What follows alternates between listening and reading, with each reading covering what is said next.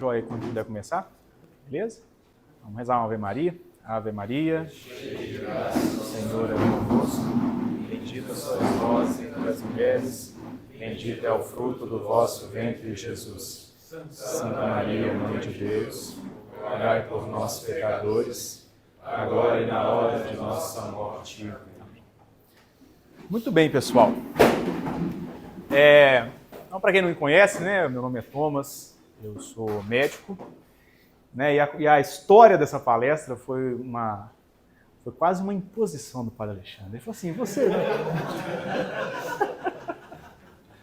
Mas é porque a gente estava conversando, né, nos nossos encontros, nas nossas direções, sobre talvez assim, foi se juntando algumas coisas que eu falava, e aí ele tinha comentado de uma meditação cujo tema tinha sido a questão das redes sociais, e um conhecimento que eu comecei a adquirir, comecei a estudar sobre o efeito que elas causam no nosso cérebro. Né?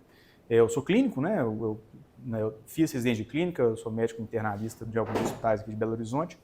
Então eu gosto muito dessa parte mais anatômica, e ali no inicinho da coisa, quem é da área médica, da área da saúde em geral, deixa eu ver.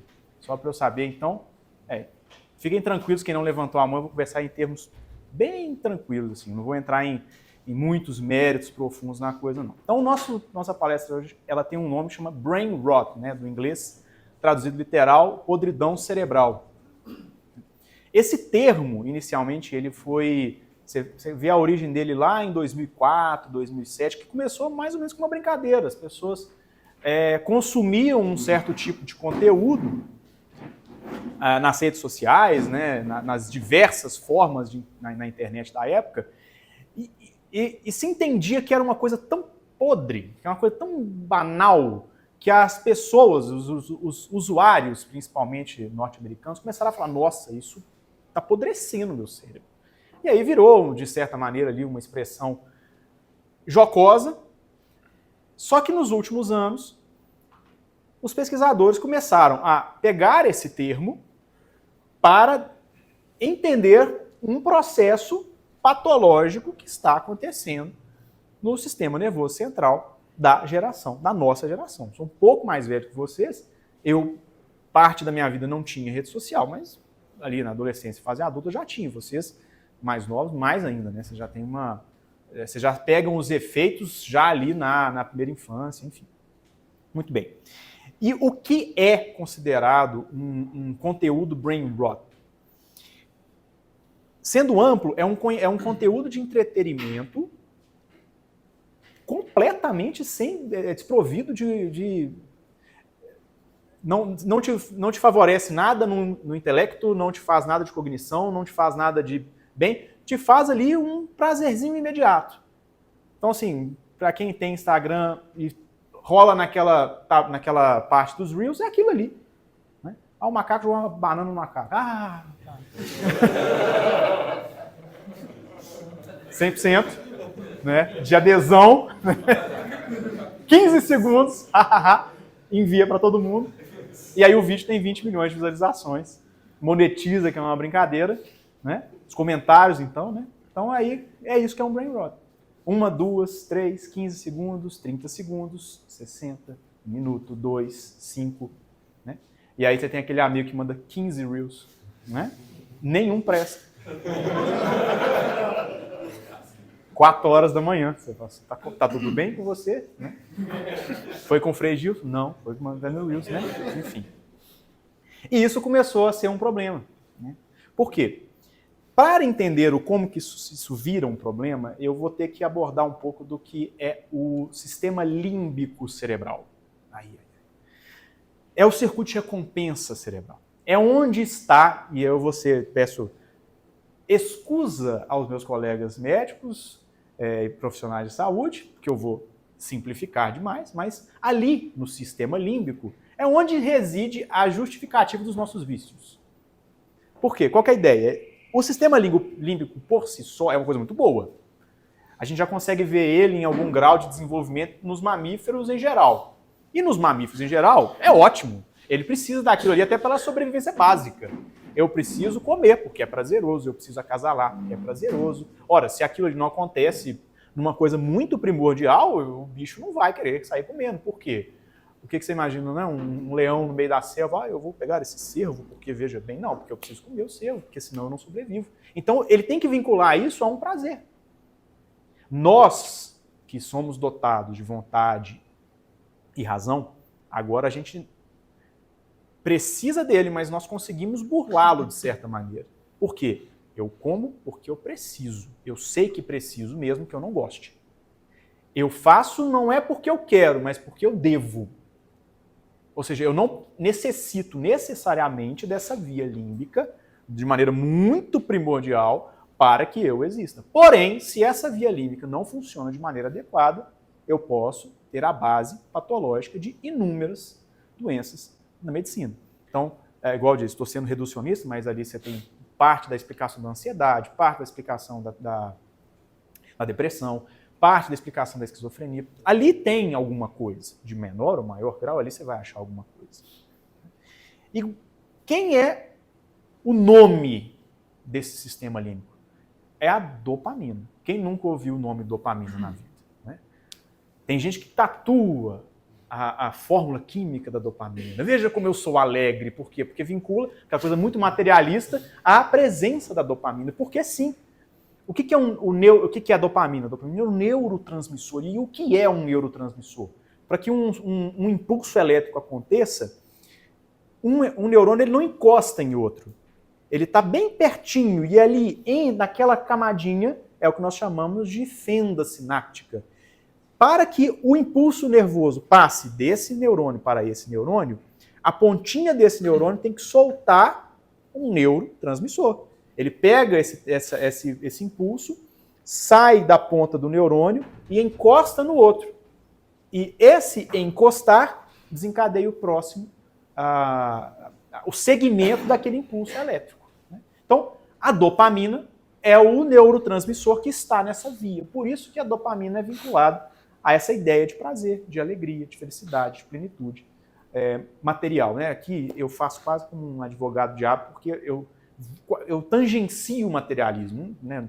A alegria é muito mais do que uma dopamina colando aqui ou colando ali, enfim. Mas aqui eu estou me atendo só à parte neurocientífica, porque eu estou explicando de maneira patológica a coisa.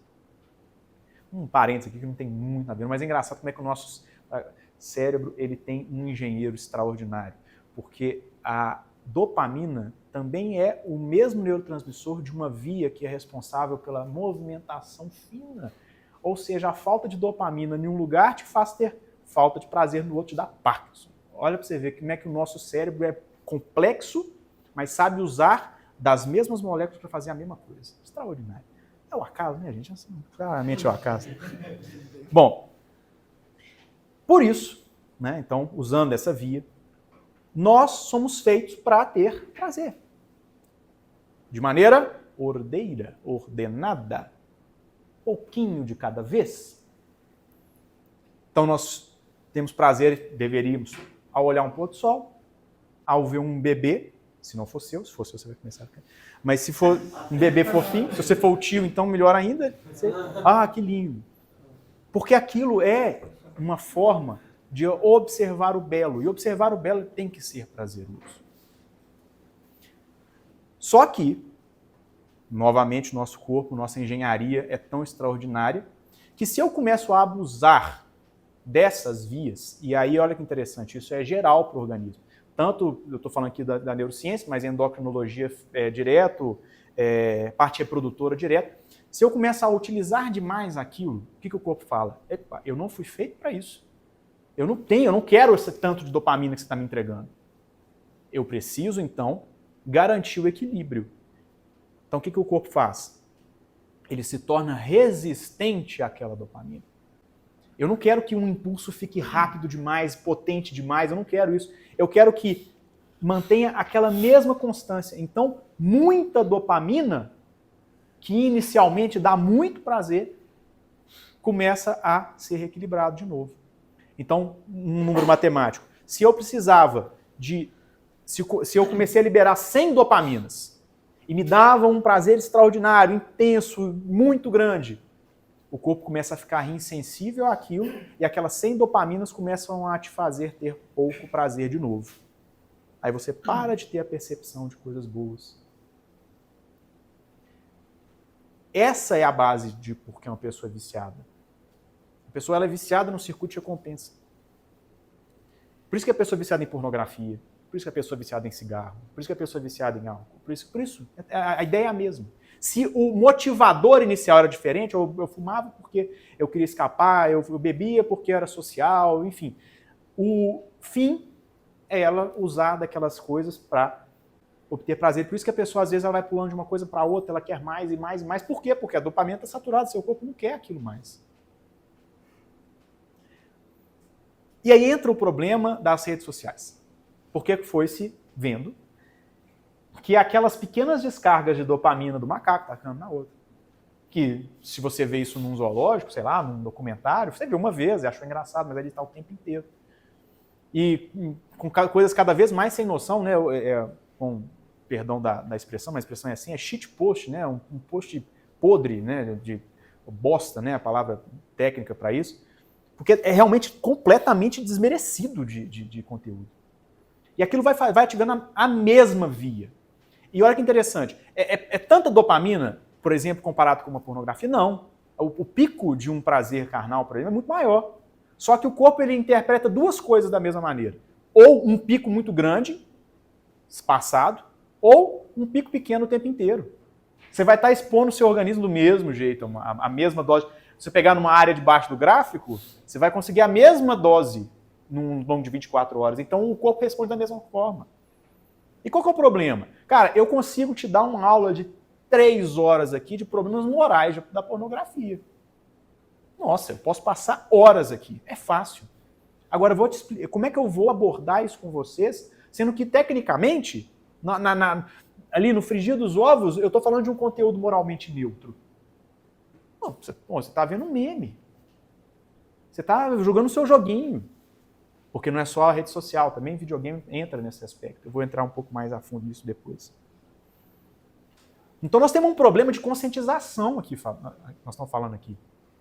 Vocês podem pegar os celulares de vocês vão ver quanto tempo de tela vocês têm no dia. Fora o computador, fora a televisão, muitos já trabalham em frente a outras telas, eu estou falando de tempo de celular. Quem aqui consegue passar um dia sem ter que carregar o celular? É porque o Aleph tem 5 celulares. Então ele... Pouquíssimos conseguem. E dependendo do celular, nem se ele quisesse. Mas por que? A gente vai vendo, e agora os celulares têm essas informações, o relatório. Quanto tempo você gasta? E, gente, aí aqui eu vou misturar um pouco da palestra com testemunho, tá? Porque eu trabalho, né, eu sou hospitalista, mas eu também trabalho com o grupo Medcoff, que é um grupo de residência médica, e eu trabalho muito com o conteúdo criativo deles. E durante muito tempo eu tive que começar a frequentar mais a aba de Reels para tirar ideias para a produção de conteúdo. Então eu sei o que acontece. Aconteceu comigo, está acontecendo, porque eu estou agora, eu vou chegar lá na frente, mas eu estou numa fase de manutenção da minha ausência de vício. E que eu viciei sem querer. Sempre tive muita facilidade com coisa de estudo, sempre tive muita facilidade com leitura, e de repente eu estava até com... Né, foi um dos que estimulou a minha conversa com o padre Alexandre. Eu falei, padre, não está dando certo, assim, não estou entendendo. Né? E a gente foi chegando nessas conclusões. Bom, então esse processo que eu expliquei chama feedback negativo. Isso é uma coisa que acontece no corpo como um todo, em basicamente qualquer área, como eu disse, né, reprodutora, endocrinológica, cerebral. E quais são as consequências disso? Tá, assim, beleza, mas além do fato de eu estar consumindo mais conteúdo, há alguma consequência? Olha só. Primeiro, dessensibilização a estímulos. Você começa a ver o pôr do sol como algo natural. Natural, sim. Que você não consegue apreciar uma beleza naquilo. E negativos. Você começa a ficar dessensibilizado com coisas tristes. Porque você está o tempo inteiro ali. Deixa eu voltar para o meu mundo aqui. Né? Tive uma notícia triste. Você começa a ficar vendo, até porque o próprio conteúdo, muitas vezes, é ruim também. Assim, às vezes é neutro, mas tem de neutro para ruim. Você tem a modificação da percepção de si mesmo. Por quê? Ou você está vendo, sei lá, jogador de futebol ganhando trilhões e vivendo uma vida, ou um influencer do jogo do Tigrinho, ou o influencer, não no jogo do Tigrinho, mas igual para vocês verem os exemplos inúmeros desses posts. O influencer que vai entrar lá, R$2 ou presidente misterioso? Gente, que coisa tosca, assim, na moral. Ninguém aguenta isso mais. Eu vi um cara outro dia, o cara entrou e já descobri que é um pilantra. O cara entrava numa loja de grife, sei lá se era Prada, sei lá, no shopping de São Paulo lá. Perguntava para a vendedora assim, quanto que é a sua comissão? Você tem aí, 10 minutos para me fazer pagar a sua comissão. Aí a mulher tirava umas roupas, nossa, feia, mas feia, desgracenta. Assim, não tem como alguém utilizar ele. Gostei, 50 mil. Aí no final do vídeo, aí você, sem querer, você vê assim, não, eu quero ver quanto que esse cara vai gastar no final. Aí você tá lá, 1 minuto de vídeo. Não, eu tenho que ver aqui, ué. No final o cara gasta lá 200 mil. Aí você sai meio assim, putz, eu queria, né, assim, eu não preciso ser um avarento, mas, nossa, ia ser legal, né, se eu pudesse fazer isso. Aí você começa a perder um pouco da percepção do que é real, do que é o ser e do que importa. Aumento das taxas de ansiedade, depressão e esquizofrenia. Por quê? Primeiro porque uma esquizofrenia significa ruptura de mente, né? Ruptura do ser com a mente. Então, se você começa a ter uma ruptura do quem é você e do que você veio e tudo, isso é teórico, tá, gente? Isso não tem um estudo que vai lá e te fala 10%, 50%, isso não tem. Mas, pelo menos na base teórica, faz todo sentido. A ansiedade e a depressão já está muito bem estabelecido. Por isso. Porque primeiro que você está vendo uma coisa irreal. Segundo, porque você começa a se sentir inútil. Porque no final do dia você ficou horas olhando aquilo ali. Você começa a ter... E aí a questão de que também diminui a parte de cognição, de concentração, porque há uma certa interposição das vias cerebrais. O sistema límbico, ele se relaciona um pouquinho com a área do humor. Óbvio, se você se sente prazer ordenado, você se sente feliz. A área do humor. E a área da cognição também tem um pouco de relação. Então, veja bem, se eu estou tendo um feedback negativo de uma, eu tenho das 3. Eu tenho menor atenção, eu tenho distúrbio de humor, eu tenho menor cognição, eu tenho menor capacidade de concentração. Gente, eu tinha aula de 2h30, 3 horas. Não é bom, assim, não é que isso deveria ser assim, mas 2h30, 3 horas. A gente fazia, às vezes, 5 horas de aula seguida, assim, com 10 minutos de intervalo. Hoje eu pomodoro, 15 minutos, levanto, tomo um café. Eu falo, gente, não é que é ruim. Não é que é ruim. Mas vejam como as coisas mudam. 15 minutos, nós não conseguimos ficar 15 minutos sentado lendo, isso está errado. Não é para ficar 3 horas, mas 15 minutos é muito pouco. Nosso cérebro, ele consegue mais.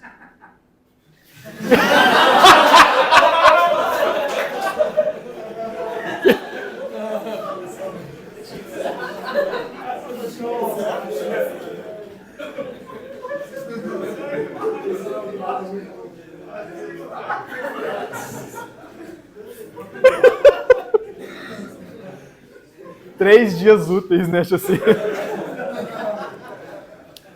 Ai, gente. Brain rot, né? Será que é? Não sei. Bom, gente, então assim, e a gente consegue mais mesmo, né? E, obviamente, isso desemboca numa piora da vida espiritual. Objetivamente falando, porque é um ponto de vista matemático. Se você está consumindo esse conteúdo, você não está rezando. Ponto final. Né? E do ponto de vista associado, porque para você ter uma vida espiritual, você precisa de um mínimo de esforço. E se você não consegue ficar 15 minutos sentado nem para fazer um trabalho laboral, que dirá para meditar sobre uma verdade de fé. E, gente, vocês podem ir, assim, de verdade. É muito fácil vocês verem como é que isso acontece. Você está escovando o dente assim, ó. Você vai urinar, você coloca um negócio assim. Você vai almoçar. Você vai rezar o texto. Acabou a ejaculatória, rapidinho aqui. Não sei o quê. Vai. E, em menor ou maior grau, eu tenho certeza que cada um vai fazendo isso. Opa, acabou uma cena do filme, peraí. Tá no escuro, tá? É só a transição de uma cena para outra. Você pegou, né? Opa, peraí. Não, peraí que eu preciso ver mais um. Eu tenho que ocupar esses 2 segundos de descanso na minha cabeça com mais um vídeo.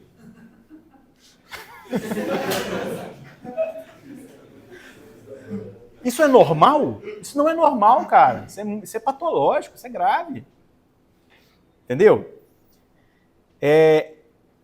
E aí isso tudo aqui é baseado muito em artigo americano, porque a literatura, igual eu disse, assim, hoje ainda é um fenômeno. Porque você tem lá o DSM-5, 6 e afins que tratam das doenças de saúde mental. Você não vai achar um CID lá com isso daqui, porque é muito recente.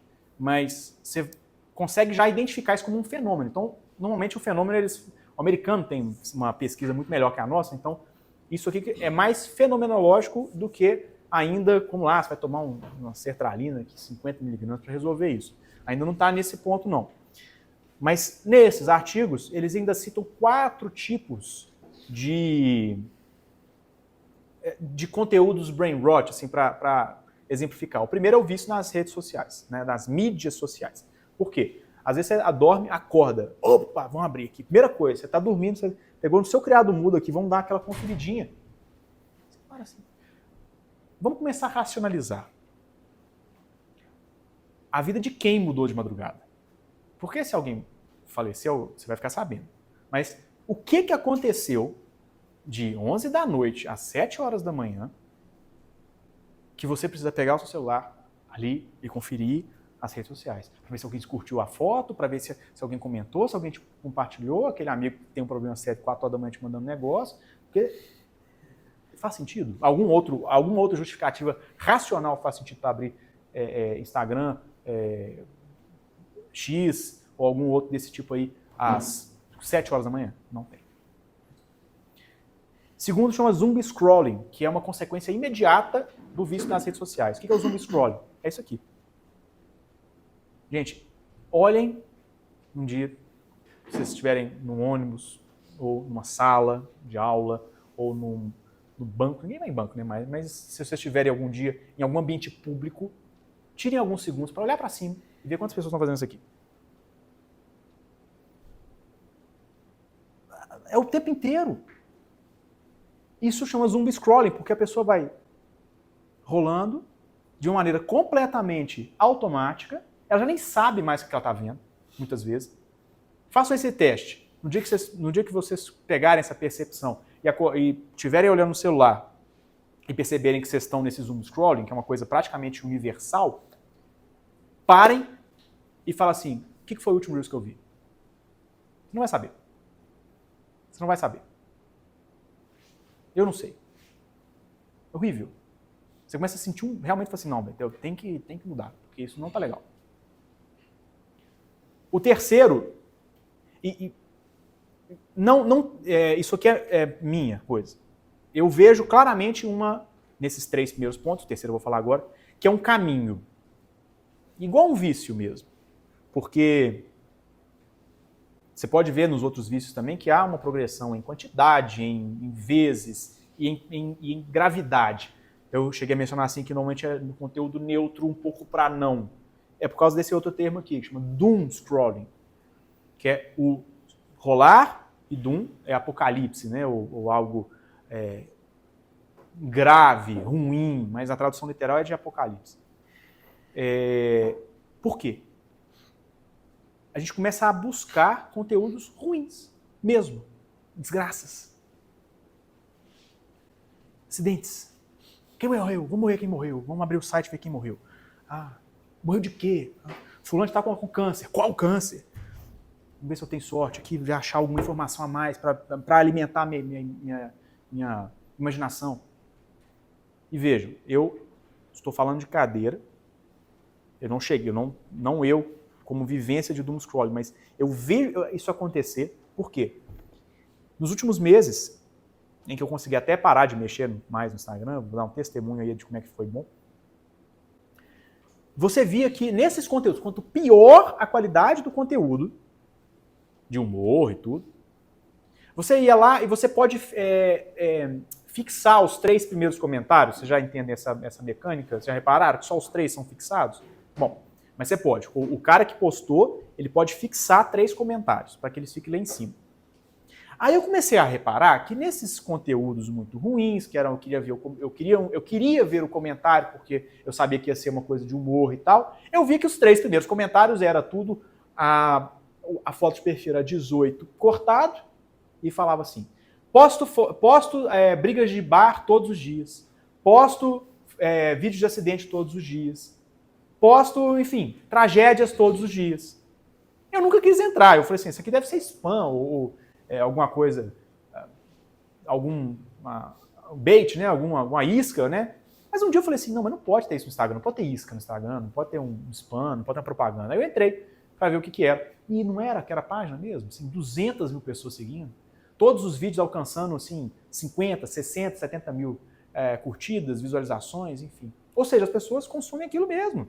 Isso é doom scrolling. Tá ali na nossa frente. Soft porn.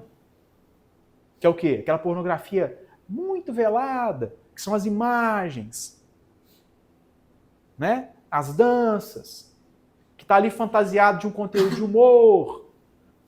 Tá ali. Passa pela censura do Instagram. Não chega a ser aquele consumo explícito, mas aqui entende muito bem o que está acontecendo. Inclusive, você até guardem isso.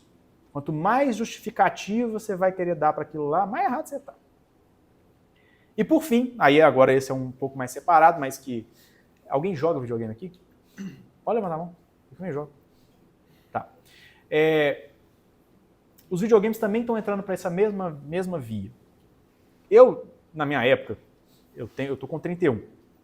Quando eu estava com 4 anos, eu tinha o meu primeiro videogame. Na época não tinha esse negócio de tela destrói cabelo de menino, né? Assim, hoje tem mais conhecimento sobre isso. Mas os videogames da época eram muito desafiadores. Os jogos de história eram tramas muito pesadas. Inclusive que muitas delas eu fui entender quando adulto. Tramas políticas, reviravoltas, é uma coisa... E você tinha que dar o seu jeito ali dentro do jogo. Então você desenvolvia, assim, entre aspas, né? Não que o videogame seja sensacional para isso, mas pelo menos você tinha um compensador ali. Hoje, o jogo ou é uma partida rápida, 5 minutos, pronto. Mesma coisa, pra vocês verem como é que é o mesmo esquema de mecanismo de recompensa. Ou os jogos que envolvem mais história, mais trama, você tem um mapinha, você vai daqui para lá. Aí você chega lá, você vai conversar isso aqui. Ou seja, não faz nada. O cara te fala tudo como é que você faz. Por quê? Você vai alcançar aquele objetivo que vai te fazer ficar bem, porque foi fácil, foi tranquilo. Aí você vai fazer o outro objetivo, e o outro objetivo, e o outro objetivo, e o outro objetivo. É a mesma coisa. Você não ganha nada, você não aprende nada, você fica o tempo inteiro lá, parado, consumindo aquela coisa. Tem problema? Em pequenas doses, não, mas na hora de você vai 1, 2, vai se somando, o tempo que você ficou no celular, com o tempo que você ficou de manhã, com o tempo que você vai ali, aí o tempo que você senta para descansar do dia, né? As coisas vão somando. Séries, mesma coisa, assim, tem filme cada vez menor, cada vez mais tirando a palhaçada da agenda, a agenda woke, né? Não estou entrando nesse mérito não, mas hoje você não consegue abordar uma trama complexa. Depois vocês peguem o que passava no cinema numa década de 90. E olha que já era meio descambelhado lá, mas vocês vão ver a quantidade de filmes extraordinários que estavam ao mesmo tempo nisso. E hoje é só o quê? Super-herói, ser reciclado, né? Tipo assim, mesma coisa. Ou filmes de baixo impacto. Assim, não tem um filme que você fala assim, nossa, que apreciação do belo, que construção de virtude. Não tem isso. Então isso tudo vai se juntando em um cozimento do cérebro. Você vai ficando viciado, embotado, burro. Você não é burro, mas você vai ficando burro. Eu fiquei mais. Eu vejo claramente o grau. Eu cheguei a ter 5, 6 horas por causa de trabalho, 5, 6 horas de uso de tela de celular. Aí eu comecei a ter ansiedade, eu comecei a não ter vida de oração direito. Eu pegava o exemplo do celular, do escovar o dente, foi comigo. Eu estava escovando o dente fazendo assim, ó. Eu falei, caramba. Essa semana, inclusive, minha esposa me falou assim, cara, Thomas, tem uma semana que você não usa o celular no almoço. Eu falei, pois é. E aí o que começou a acontecer? Comecei depois desse detox, eu realmente voltei a ter capacidade de concentração. Vantagem do cérebro de vocês, agradeçam a Deus, e do meu, né, de todos nós, ele tem plasticidade. Ele chega num ponto, mas ele volta. Se você dá a chance para ele, ele vai voltar. Porque ele quer voltar para a ordem pela qual ele foi feito e foi criado. Mas tem que querer. Então, para querer, e aí eu já encaminho para o final, se quiserem uma dúvida, fique à vontade, é como é que a gente vence um vício. E aí eu vou lá na medicina. Tem um modelo... Quem que é da medicina aqui? Você? Fala para mim as fases do modelo transteórico aí. Olha, não me lembro, tem a pré-contemplação. Pré-contemplação. Contemplação. Aí, eu já não lembro os nomes direito, mas eu sei que depois da contemplação, você... Tem que preparar. Exatamente. Então, e aí você coloca... Preparação. Aí ação. Ação e... Recaída. Não, recaída não, pô, nós queremos ficar bem. Eu quero ficar bem, eu não quero... Manutenção, isso aí. O cara foi realista. Não, foi realista, né? Já... Mas é isso aí, as 5 fases do modelo transteórico são essas. Pré-contemplação, contemplação, preparação, ação e manutenção ou recaída. Mas, na verdade, o recaída tem a ver, sim. O que é a pré-contemplação? É o estado em que vocês, e, enfim, qualquer pessoa, não sabe que tem um problema. Então, o cara é viciado, é drogadicto, ele é tabagista, pesado, e não enxerga aquilo como um problema. Pré-contemplação. Contemplação é quando ele entendeu que há um problema, mas não vai fazer nada para mudar. Então assim, não, eu entendi, mas não sei o que eu faço e tudo. Então, por exemplo, eu espero que com essa palestra eu tirei vocês no estado pré-contemplativo e joguei pelo menos para o contemplativo, porque eu mostrei que há um problema. Se vocês, quem for querer mudar, sai da contemplação para a preparação. Quem não quiser mudar, vai cair de novo da contemplação para pré-contemplação, porque vai falar que não concorda com nada do que eu disse e vai seguir sua vidinha. Certo? Mas para aqueles que entenderam que isso é um problema e querem mudar, vem a preparação. O que é a preparação? É a hora que a intenção existe e é firme. A pessoa começa a modificar pequenos hábitos, ou pelo menos listar coisas que ele poderia fazer para mudar. Não, esse trem é ruim mesmo, acho que eu posso começar por aqui. Não colocou em prática, mas já começou a raciocinar em cima daquilo ali. A partir do momento em que ele bota em prática, ele está na ação. Então aí pronto. Nossa, eu acho que para resolver o problema do vício celular, eu tenho que fazer isso, e eu comecei a fazer isso. Não consegui 100% ainda, mas eu estou fazendo. Então você vê a mudança, mas ainda não está resolvido. Quando os hábitos estão consolidados, nós estamos na manutenção. E aí, da manutenção, a pessoa pode ter a recaída. E ela pode, inclusive, voltar para qualquer uma das fases anteriores. Por isso que é importante o acompanhamento desses pacientes, em qualquer um desses tipos de vício. É por isso que muitas vezes vocês escutam falando assim, não existe curado de vício, existem abstêmios há quanto tempo? Porque sim, a gente sempre tem que ter esse cuidado, que a pessoa pode recair, aí pode perder um trabalho de anos aí. E tem problema? Não tem. Por quê? Porque a gente sempre pode recomeçar. A gente sempre pode, novamente, entender que quando cai, pode levantar. Né? Então, algumas propostas de ação para acabar com isso são, primeiro e mais importante de tudo, limitação de tempo de tela. E dá para fazer isso direto do celular. Dá para você bloquear a partir de tal horário. Baixa esse aplicativo. Ou de dentro, se você tem um pouco mais de como é que a palavra posso falar?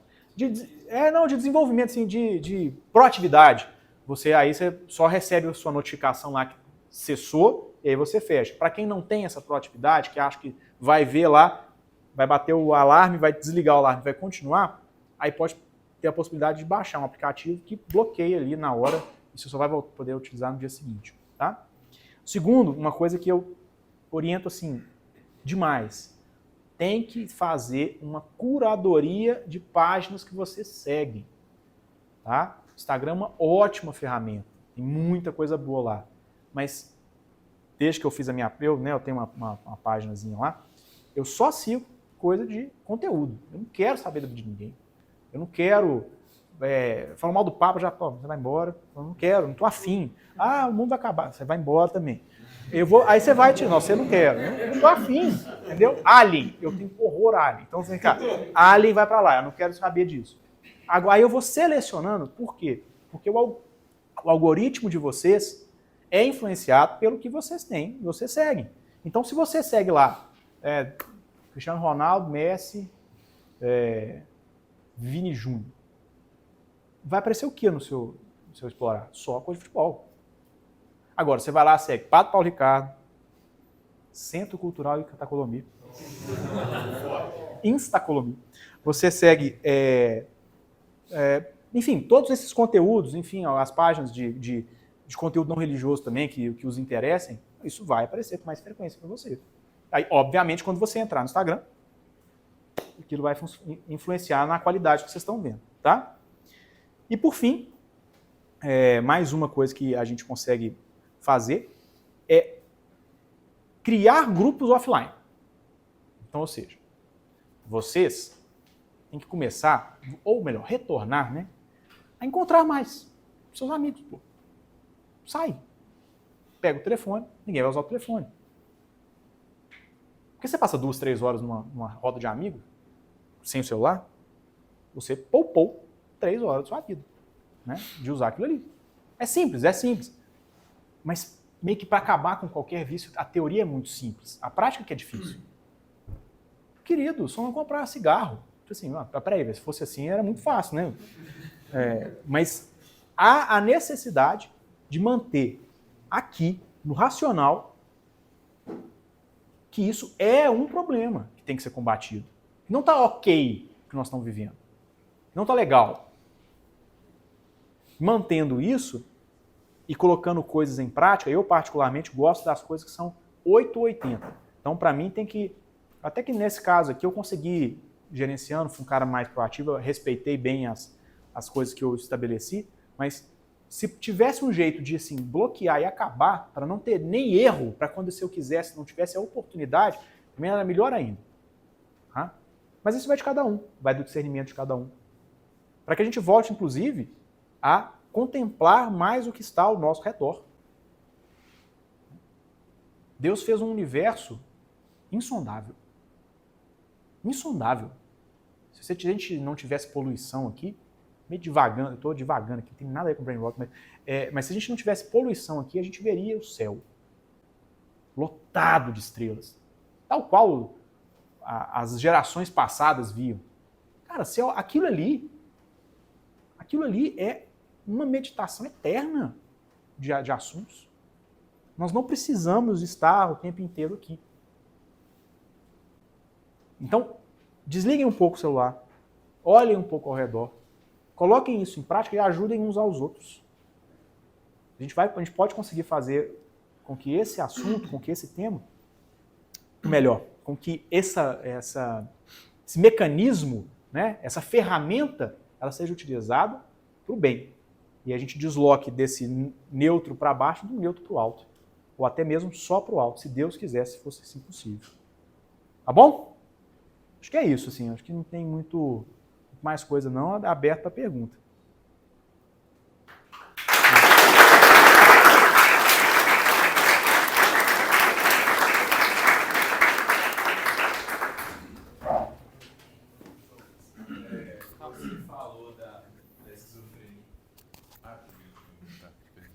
Então, você falou da esquizofrenia, da depressão, ansiedade, e hoje em dia, assim, eu não sei se é até sobre isso a pergunta, em relação ao autismo. Aham. As telas nas crianças influenciam de algum modo o autismo ou, assim, esse número exacerbado de diagnósticos se dá porque é um tema mais falado, mais tratado ultimamente? Isso aí, só um minutinho, gente. Já que ele falou disso, posso adicionar um? Pode. O autismo TDAH também? Sim. Cada vez mais diagnóstico? Tá. Aí entram, e aí eu sou um cara ficcionado por medicina baseada em evidências. Até porque a gente tem que ter uma certa responsabilidade de pisar devagar naquilo que a gente não tem autoridade suficiente, sabe? Então, assim, o que hoje você tem sobre esse assunto? Muita gente defende que realmente as telas têm um efeito negativo, com o aumento das incidências de TDAH e autismo. Só que houve também uma reformulação muito grande da questão de critérios diagnósticos. Então aí o problema, nessa situação, o problema é, você acrescentou duas variáveis meio que de uma vez só. O problema disso dentro da medicina é, quando você tem mais de uma variável, você corre risco de chegar a uma conclusão enviesada, certo? Que as telas atrasam o desenvolvimento psicossocial, isso eu acho que posso dizer que é ponto passivo. Atrasa a linguagem, atrasa a cognição, em alguns casos atrasa até a parte motora, e há quem defenda que, sim, isso ainda levaria a um aumento dos casos de autismo e TDAH. Só que isso não é passivo, né, assim, ponto inconteste, por causa dessa outra lógica que, como você ampliou um pouco, reformulou a ideia diagnóstica, jogou mais luz sobre o assunto, pode ser que só essa luz justifique isso. Dificilmente na medicina uma coisa é unilateral, só um ou só outro. Normalmente é um equilíbrio de coisas. Então, se eu ainda tenho a possibilidade de opinar, sem dar uma opinião categórica e até assim, disposto a reconsiderar se evidências novas surgirem sem nenhum problema, é que eu acho que tem pelo menos algum ponto ali possa ter. Não em todos os casos, porque você vai achar casos de paciente que tem diagnóstico de autismo desde ali da terna infância, sem nunca ter sido exposto à tela. Então você não pode, por isso que você não pode fazer sempre essa A a B. Porque se fosse A para B, todo mundo que consumisse ou todo autista que consumisse tela, ou todo mundo que consumisse tela seria autista, de um lado ou do outro. Não é assim. Então, você vê, por isso que é multifatorial, com certeza tem aspectos genéticos, aspectos ambientais múltiplos, né? Então, assim, mas é uma coisa que, por atrasar o desenvolvimento já de outras tantas formas muito bem estabelecido, pode ser que tenha a ver, sim. Entendeu? Lá no fundo.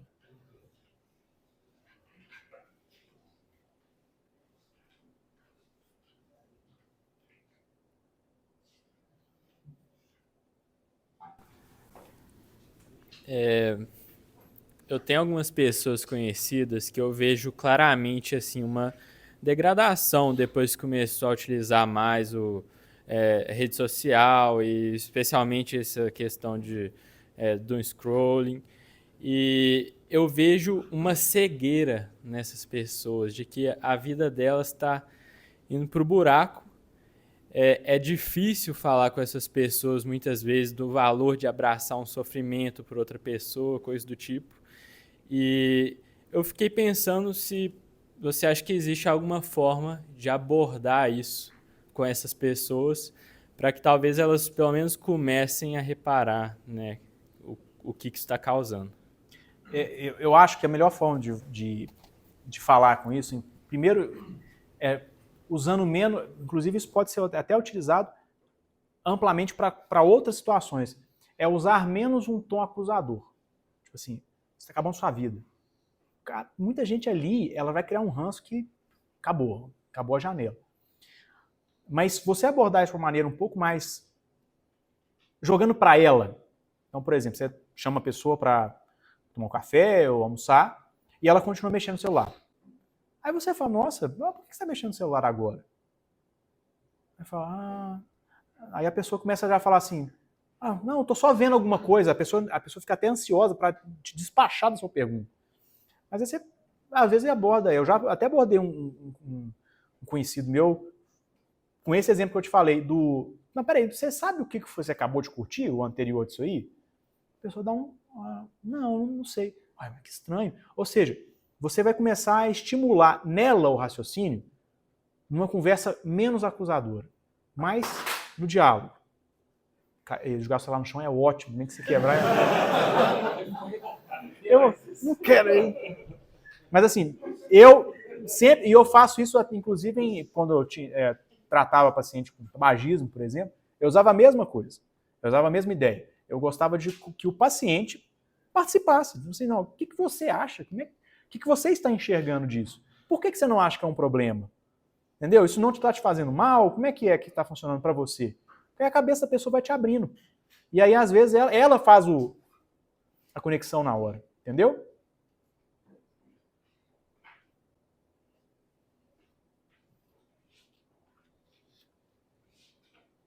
Mas eu tenho uma pergunta que toca num tema que tem relevância social também. Você pega os aplicativos de relacionamento, Tinder e todos os outros. Eles têm esse método de você fazer um doom scrolling, de você passar para o lado e ficar julgando as pessoas que aparecem. Então, além de você ter o estímulo visual, você tem um fator social envolvido. Por exemplo, nos fios no Instagram, às vezes você está vendo porque você está à toa. Uhum. Mas a pessoa que passa horas num aplicativo de relacionamento buscando ali, tem um fator social muito mais pesado. Ela se sente na necessidade de ter aquela afirmação, de procurar aquela afirmação. Às vezes dá certo, às vezes dá errado, e ela fica procurando sem parar. Como que você pega esse problema social agregado, que muitas vezes não tem numa rede social, que a pessoa está ali por diversão só, e você traz a pessoa de volta para o mundo real? Cara, primeiro, assim, eu nunca tive Tinder. Na verdade, não existia Tinder na minha época, né? A verdade, quer ver o Tinder? Eu lembro direitinho, eu estava numa aula de otorrino, então foi no 6º período, que foi a primeira vez que eu vi alguém usando Tinder. Eu tinha acabado de converter, Deus sabe, nas coisas. O meu celular era horrível na época, só coisa boa, viu, bicho? Que eu posso testemunhar desse assunto. Mas foi isso, foi no 6º período, eu estava em 2014, foi o ano que eu converti. Foi a primeira vez que eu vi o Tinder. Então eu lembro de um colega meu falando lá, que estava buscando, parece que tem uma questão de raio, de mulheres ao redor, né, e tal. E ali, a abordagem já é muito mais próxima de alguém que é viciado em pornografia. Porque ali, você está a um passo de totalmente materializar uma pessoa, de objetificar a pessoa. Como é que é? Exatamente. O ano, chassi, né? Entendeu? Eu duvido. Eu duvido que alguém deve pegar lá o Tinder e falar assim, vamos ver se gosta de gatos. Vamos ver aqui os interesses de leitura. Não vai. É isso ali. É um julgamento cru, nu e carnal. Então, nesse caso ali, aí já é uma coisa mais simples, eu percebo. Né? Nunca parei para falar do Tinder em si, mas claramente ali é uma coisa que a gente pode pegar muito mais para objetificação do ser humano. Né? Igual você falou, você escolhendo um carro usado, né? Tá vendo ali, documentação em dia, não sei o que e tal. Tá entendendo? Então, assim, ali é uma coisa que eu já fiz abordagens com colegas meus, eu devo ter contado isso aqui já, enfim, da última tertúlia, não lembro. Se não contei, eu vou repetir. Tem um colega meu ateu. E um dia, estava tendo uma conversa lá no hospital, e aí a gente falou lá, aí tinha até um colega velho, que até não está lá mais, falando de mulher e tal, não sei o que e tal. Aí aquela conversa, eu casei, mas não estou morto e tal. E entrou no assunto de pornografia, e eu falei, não, tem mais de 10 anos que eu não entro em site pornográfico e tal. Aí todo mundo, o quê? Não sei o quê. Aí eu virei e falei assim, lógico que não. Uai, com que olhos que eu vou olhar para minha esposa? E essa pessoa que está aí na tela? Ela gosta ela é uma pessoa, um ser humano, igual eu, que provavelmente ganha um dinheiro sofrido, talvez sujo, que tem problema de depressão, que gosta de uma coisa, gosta de outra. Você está colocando ela como a pior das estirpes, usando ela para que você, dentro do seu quarto, tenha 3 segundos de prazer. Você joga a pessoa no limbo. Então, se não por essa pessoa que você não conhece, que provavelmente, inclusive, já até morreu por suicídio, que seja pela sua mulher. Com que olhos que ela olharia para você? Não sei o quê. Aí, bom, morreu o assunto. Aí morreu, e depois de 6 meses, o menino veio para mim e falou assim, ô Thomas, tem 6 meses que eu não entro no site. Eu falei, cara, não, pensei muito lá, faz muito sentido e tal. Na hora, eu não apontei o dedo, eu fui tranquilo.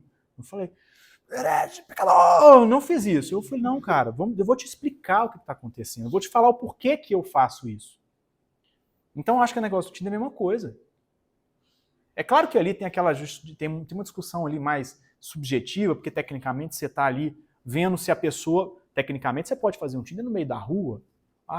Não, aquela pessoa não me interessa, aquela me interessa, mas então talvez a abordagem seja um nível um pouquinho acima, né, um pouquinho mais sóbria, mais leve, mas é o caminho que eu com certeza abordo com quem entra nesse assunto comigo.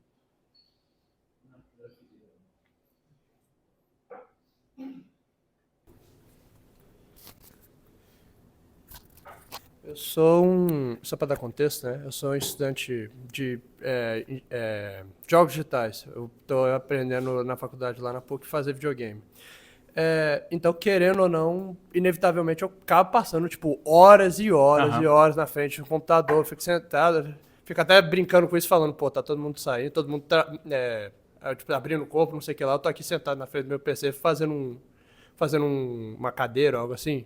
Uhum. Aí eu tava pensando aqui, tipo, eu imagino que querendo ou não, tipo, se você filtrar o que você tá fazendo, obviamente você não vai ter o mesmo nível de efeito no seu cérebro, mas além de filtrar o que você tá olhando, teria alguma maneira de você, tipo, eu não sei como falar, tipo, ainda usar, só que não sofrer o mesmo tanto dos malefícios do que você sofreria, assim? Ótimo. Primeiro que tem uma diferença grande em quem trabalha e quem está à toa. Faz isso aí, a primeira coisa é isso. Assim, nosso cérebro ele atua de maneira diferente.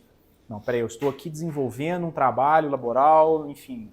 Só ali a área do seu cérebro utilizado já é diferente. Porque se você estiver largado no sofá, consumindo um conteúdo, tecnicamente para descansar. Então o fato de você estar ali, por exemplo, eu trabalho 12 horas na frente do computador no plantão.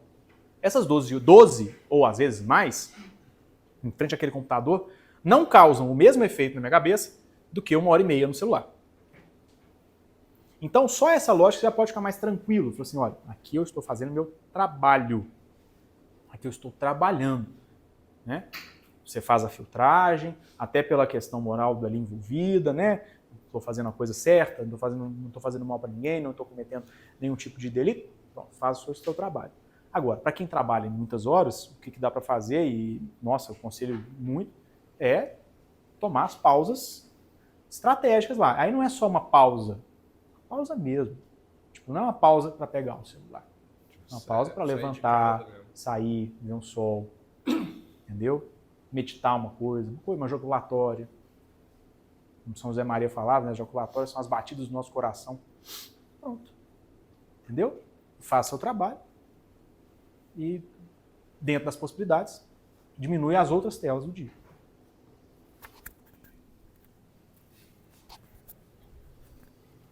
Genial o microfone, né? Não, esse microfone aí.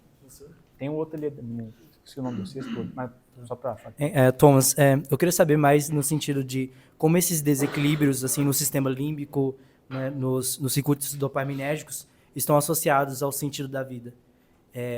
Aí, talvez em termos de serotonina, e também, imagino que seja associada essa pergunta, você mencionou feedback negativo, como talvez isso esteja relacionado à tríade trágica, seria a mesma coisa que a tríade trágica negativa, que o Viktor Frankl fala, tipo, agressividade, adicção e autoextermínio? Não sei. Ótimo.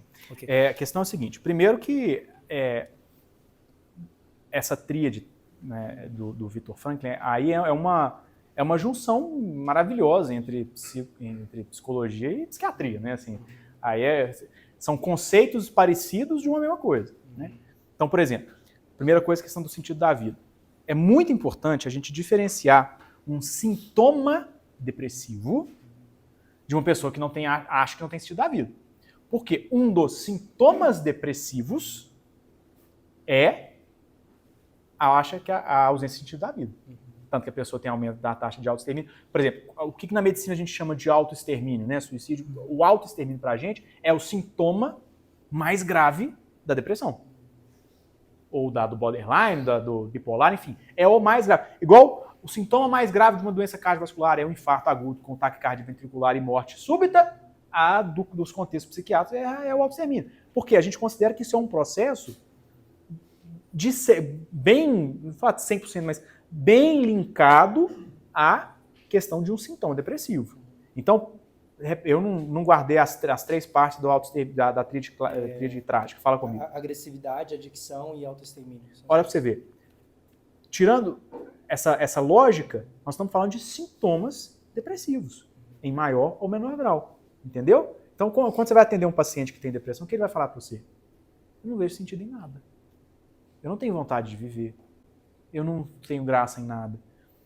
Isso, eu fui muito, como eu falei, reducionista na questão do sistema límbico, mas ali, na questão da depressão, na região do humor, nós temos receptores de serotonina, né?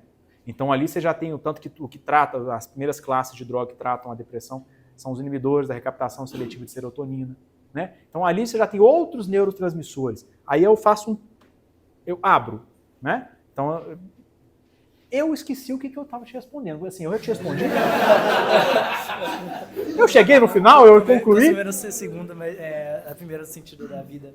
Mas eu acho que foi, né? É porque no geral foi mais ou menos isso mesmo, né? Então tá. Obrigado pela...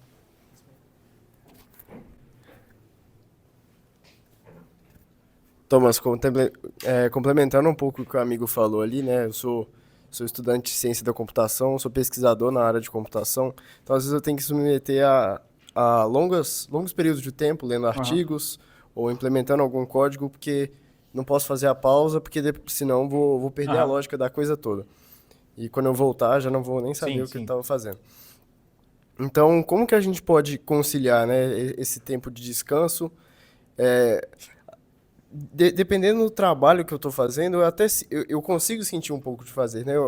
Apreciar um bom artigo, uma boa palestra, mas como que a gente pode levar isso mais para as nossas obrigações, né? Conseguir fazer mais esse descanso. Tá, assim, eu não sei se eu entendi bem assim, onde que está a dúvida, mas, por exemplo, no seu caso que você não pode levantar, ponto, tem que fazer, né?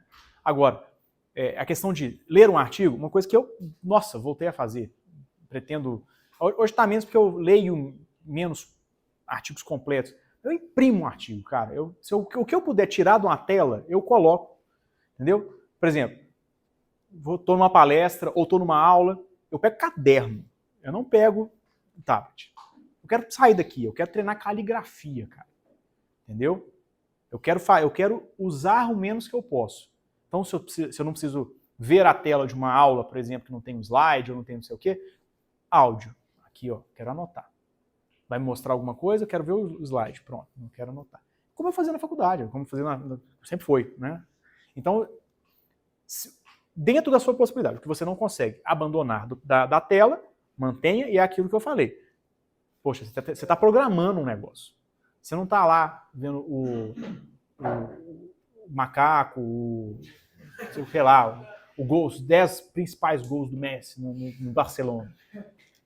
Eu dou exemplo porque eu já vejo, né, gente? Assim, então, eu já vi os 10 gols do Messi, né? Mas, assim, então, o que você não pode, o que você puder tirar da tela, e o que você puder não abordar com tela, eu faria isso. Só leio o livro físico, não leio nenhum livro no Kindle. Na pior das hipóteses, uma coisa que eu vi funcionar com certas pessoas, não é todo mundo, né? Porque, obviamente, pessoa fazer por mérito. Tipo, eu passei... Fazer o quê? Fazer, tipo, botar esse descanso como um mérito do Sim. Eu trabalhei, eu fiquei codando por, tipo, 6 horas. Eu mereço, como mérito, tipo assim, eu quero me dar como prêmio de umas 2 horas que eu faço alguma outra coisa, cara. Só concordo. Isso aí, o descanso justo, maravilhoso. A gente só não pode pensar que esse descanso justo vai ser sentar no sofá e mexer no celular, entendeu? Mas é porque aí muita gente, é isso que acontece, assim, consegui, venci meu dia, bora pro Reels, pá. Entendeu? Essa é a chave. Eu concordo com você, tem que ir até o final, obrigações antes, né? Mais alguém? A última... Todo mundo levantando a mão aqui, ó. Aí, ó, vocês resolvem aí, ó. Entendi. Eu falo enquanto me perguntar, enquanto me expulsar daqui. Então, na próxima vez, você me pôr da cadeira e me jogar lá pra fora. Thomas, a gente que tem o poder do carimbo, né? Infelizmente. Trágico, né? Desse ponto de vista de patológico da coisa, no mundo ideal, a pessoa que esteja aí, que já esteja na contemplação, que queira buscar ajuda, você acredita que daria para entrar com associação medicamentosa do tipo a mesma que a gente usa para o tabagismo, por exemplo, bupropiona? Eu acho. Tá? Alguma coisa nesse sentido. Mas aí ia ser muito off-label. Entendi. Porque off-label é quando uma coisa não é estabelecida numa diretriz e tudo. Mas nesse mesmo sentido, se chega uma pessoa com depressão ou com ansiedade no consultório, a gente tratar esse assunto, mesmo que não seja a abordagem principal da pessoa, também vale a pena. Sabe por quê? Porque eu acho que a gente já está fazendo isso. Porque eu acho que na consulta, uma anamnese de um paciente depressivo e ansioso, que muita gente não entende o que está acontecendo direito, e a gente já lasca a bupropiona, já lasca serotonina, sertralina, enfim, qualquer coisa desse tipo. Eu acho que a parte da mídia social já está lá. Você está entendendo? Eu acho que é um problema ainda que não colocou luz. Então eu acho que vai funcionar sim. Entendeu? Aí eu acho que até eu modificaria um pouco a frase. Eu não acho que a bupropiona curaria a pessoa do vício, mas eu acho que talvez na abordagem não farmacológica, a retirada das redes sociais atuaria em adjuvância à bupropiona. Entenderam?